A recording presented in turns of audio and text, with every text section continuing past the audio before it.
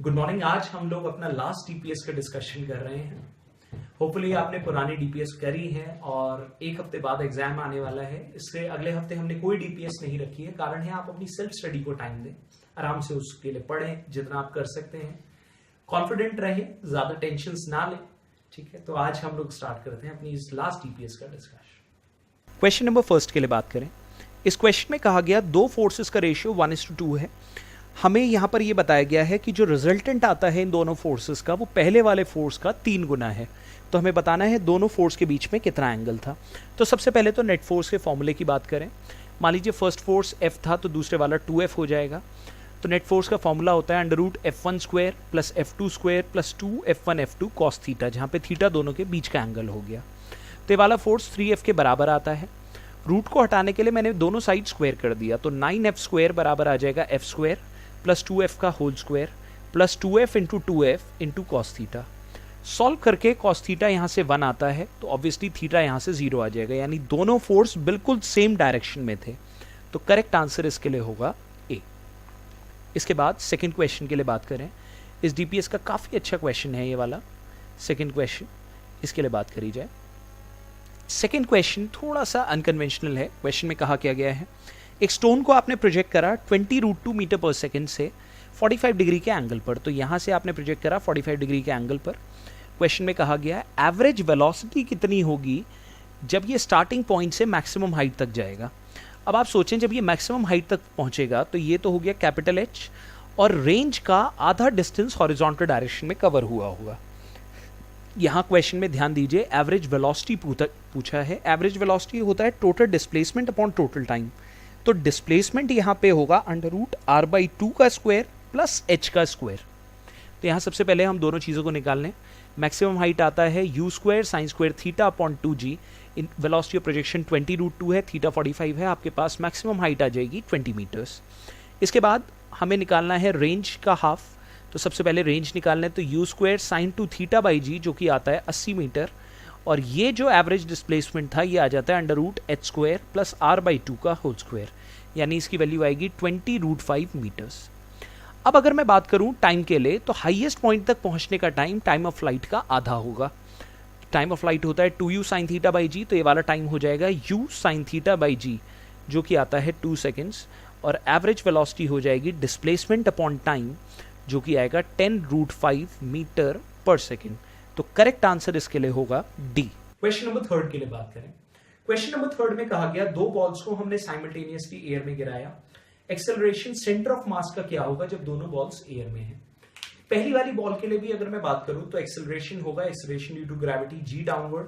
दूसरी जो बॉल है उसके लिए भी g है।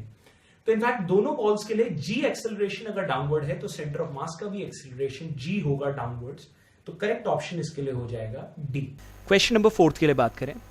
इस क्वेश्चन में कहा गया फंडामेंटल फ्रीक्वेंसी एक ओपन और एक क्लोज्ड पाइप जिन दोनों की सेम लेंथ है L और स्पीड v है जिसमें स्पीड ऑफ साउंड हमें बताना है वो कितनी कितनी होंगी।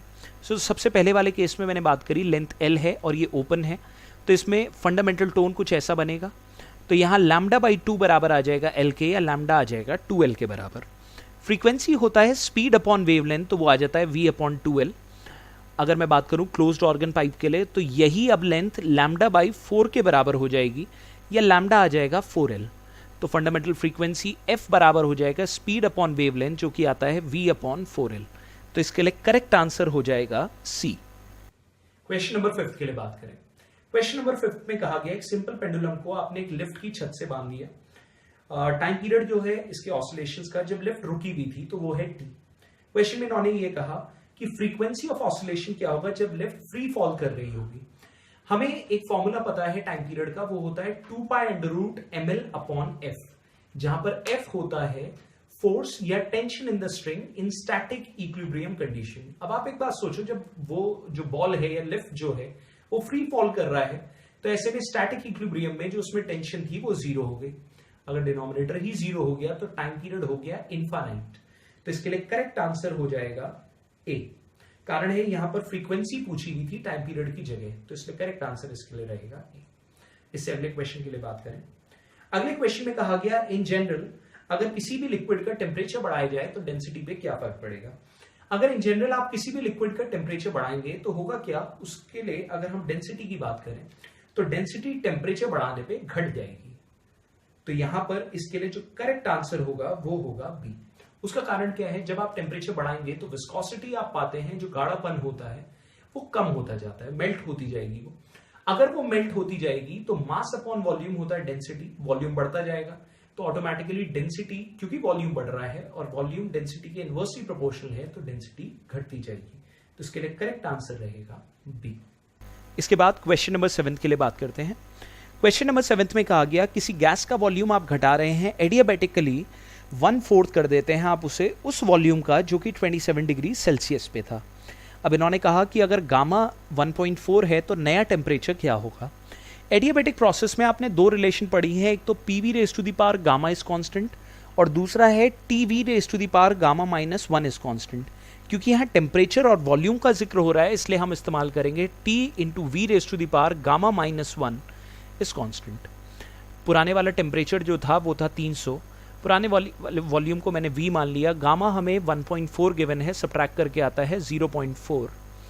बाद का नया टेम्परेचर मैंने T मान लिया और वॉल्यूम क्योंकि 1/4 हो गया है प्रीवियस वॉल्यूम का, तो वो हो जाएगा V/4 की पावर 0.4।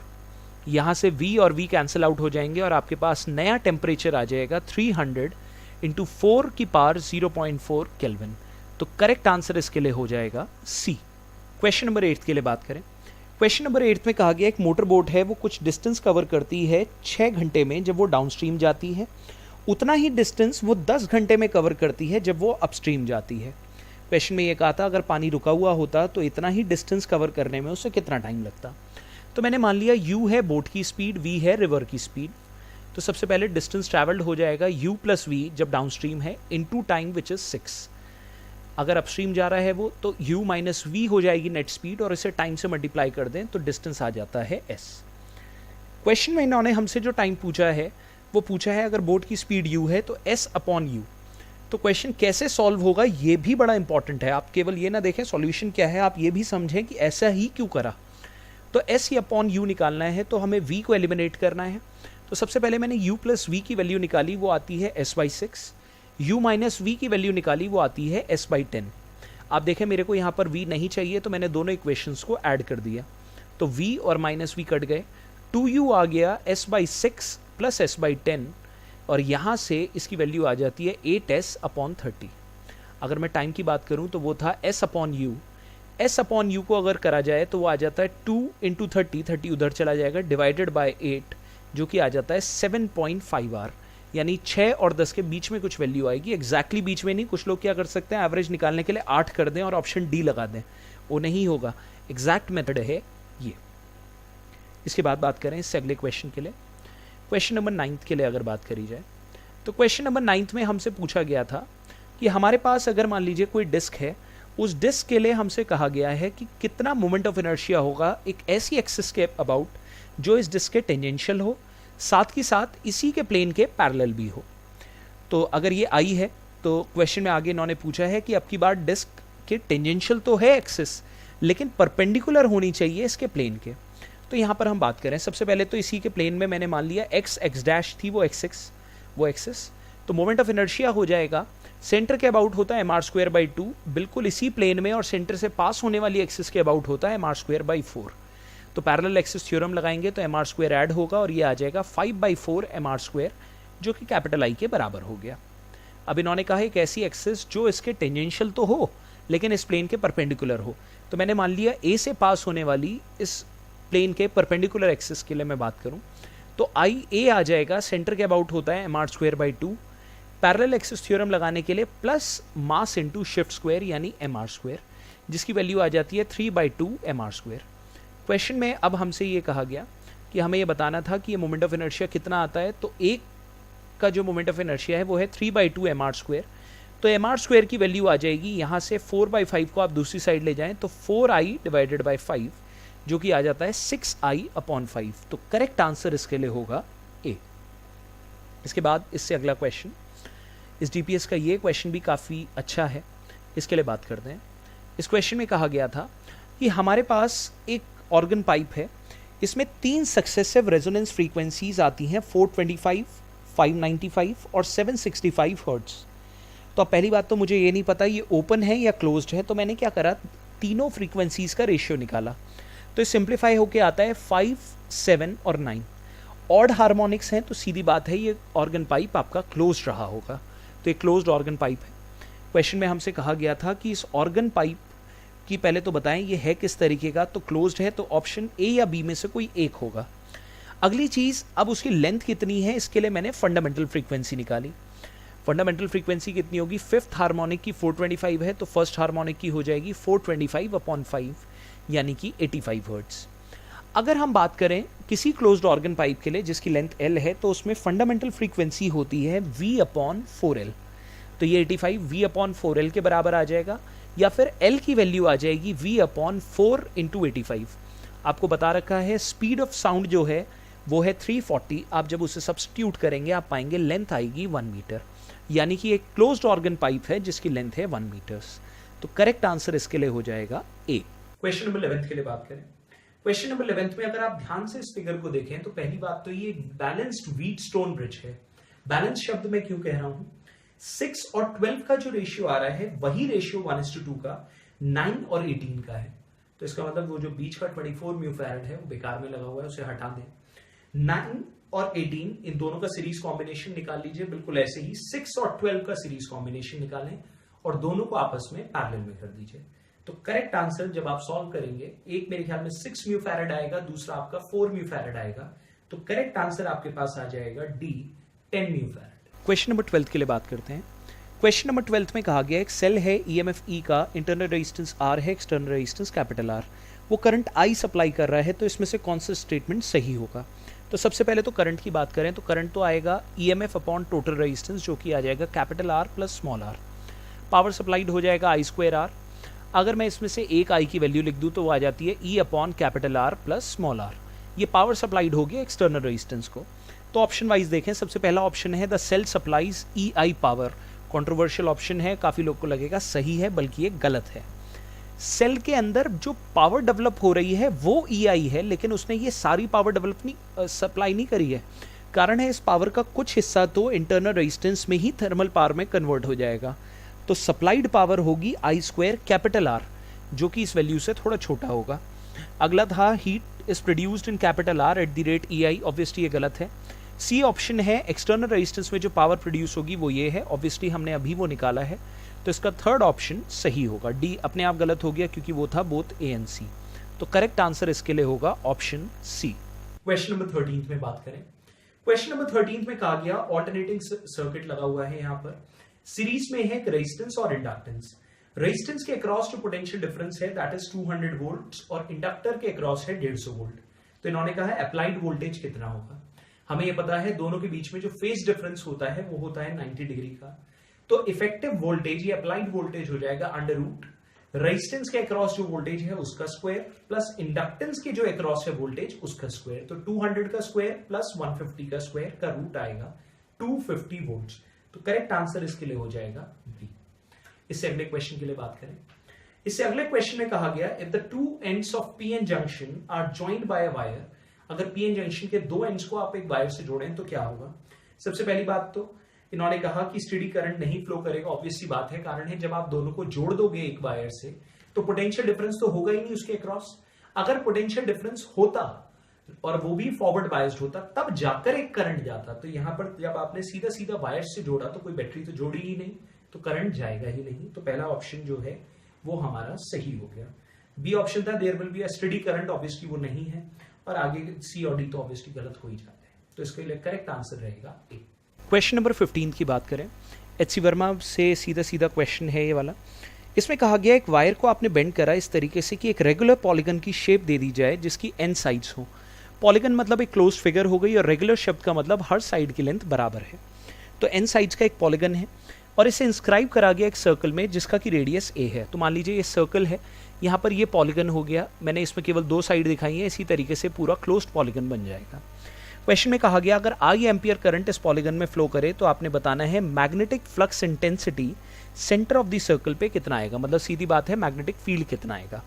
अब अगर हम इसके लिए बात करें तो मान लीजिए मैं किसी एक वायर की बात करता हूँ, आप सोचें सेंटर पे टोटल एंगल सबटेंडेड होता है 2 पाई, और क्योंकि रेगुलर पॉलीगन है तो हर साइड बराबर एंगल सबटेंड करेगी, तो एक साइड का सबटेंड करा हुआ एंगल होगा 2 पाई बाय n। अगर यहाँ सेंटर से परपेंडिकुलर डाला जाए सामने वाली साइड पे, तो ये लेफ्ट साइड वाला एंगल भी पाई बाई n और राइट साइड वाला भी पाई बाई n हो जाएगा। अगर मैं इसके लिए मैग्नेटिक फील्ड की बात करूं तो अल्फा और बीटा दोनों एंगल्स हो जाएंगे पाई बाई n, और परपेंडिकुलर डिस्टेंस इस वायर तक हो जाएगा a cos pi by n। अब अगर मैग्नेटिक फील्ड की बात करी जाए केवल इसी वायर के लिए, तो फॉर्मूला होता है mu naught I upon 4 pi R sine alpha plus sine beta. आप ध्यान दें यहाँ पर r जो है आपका वो है a cos pi by n, तो उसकी जगह आ जाएगा a cos pi by n। Alpha और बीटा दोनों की जगह पाई बाई n, यानी ये हो जाएगा 2 साइन पाई बाई n। अगर आप इस वैल्यू को सॉल्व करें तो आप पाएंगे ये आएगा mu naught I upon 2 pi A 10 pi by n। क्योंकि हर साइड की वजह से सेम आएगा मैग्नेटिक फील्ड और सब सेम डायरेक्शन में आएंगे, तो नेट मैग्नेटिक फील्ड सेंटर पर आ जाएगा n times of this magnetic field, यानी वो आ जाएगा म्यू नॉट, यहाँ एक शब्द रह गया है लिखना N I upon 2 pi A 10 pi by n। तो करेक्ट आंसर इसके लिए हो जाएगा बी। 16th के लिए बात करें, 16th क्वेश्चन में कहा गया the decay constant of radio active element define करा गया ऐसे कि वो टाइम इंटरवल है जितनी देर के बाद नंबर ऑफ एटम्स घट जाएंगे कितना। n बराबर होता है n naught e raise to the power minus lambda T. अगर डिके कांस्टेंट की बात करी जाए तो आप टाइम को 1 अपॉन लैम्डा डाल दीजिए।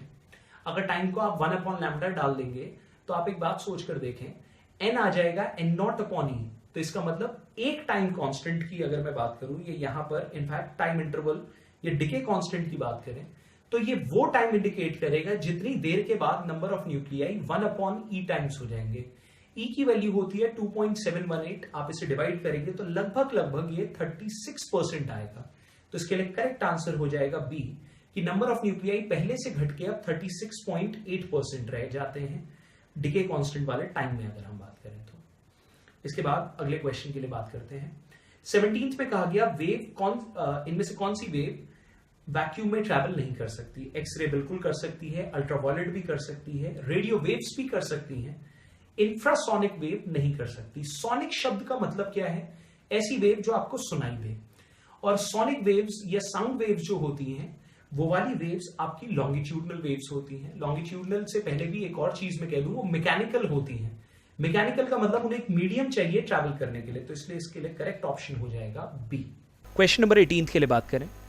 क्वेश्चन नंबर 18 में कहा गया कि रेडिएशंस 2 फोटॉन्स के आपने डाले जिनकी एनर्जीज थी डबल और 5 टाइम्स वर्क फंक्शन का उस मेटल का।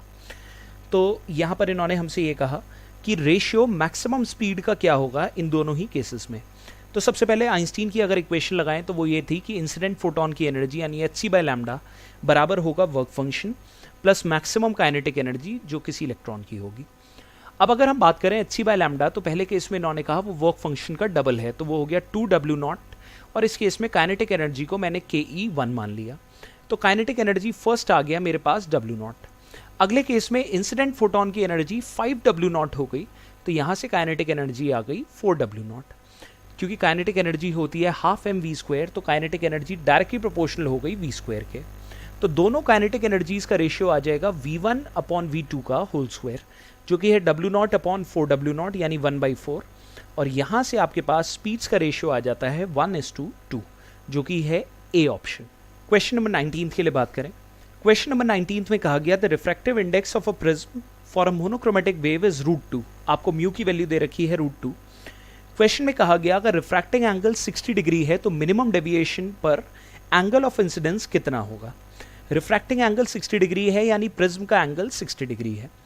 अब क्वेश्चन में इन्होंने कहा मिनिमम डेविएशन पर एंगल ऑफ इंसिडेंस कितना होगा। अगर मैं मिनिमम डेविएशन के लिए बात करूं तो उस केस में एंगल ऑफ इंसिडेंस और एंगल ऑफ इमर्जेंस बराबर होते हैं। तो अगर एंगल ऑफ इंसिडेंस और एंगल ऑफ इमर्जेंस बराबर होंगे तो अंदर के दोनों रिफ्रैक्टिंग एंगल्स भी बराबर होंगे। तो दोनों का एडिशन 60 डिग्री के बराबर आएगा, ये तो हम ज्योमेट्री से देख सकते हैं, और दोनों बराबर हैं तो ऑब्वियसली 30 और 30 होंगे। अगर मान लीजिए एंगल ऑफ इंसिडेंस आई है तो स्नेल्स लॉ लगाएं, sine I upon sine R जो कि 30 डिग्री है बराबर म्यू जो कि √2 है। तो यहाँ से साइन आई की वैल्यू आ जाती है √2 टाइम्स ऑफ साइन 30 जो कि आ जाएगा 1/√2। तो यहाँ से अगर आप देखें साइन आई की वैल्यू 1/√2 आ रही है जो कि साइन 45 पर होता है, तो एंगल ऑफ इंसिडेंस सीधी बात है 45 डिग्रीज आ जाएगा, और करेक्ट आंसर हो जाएगा बी।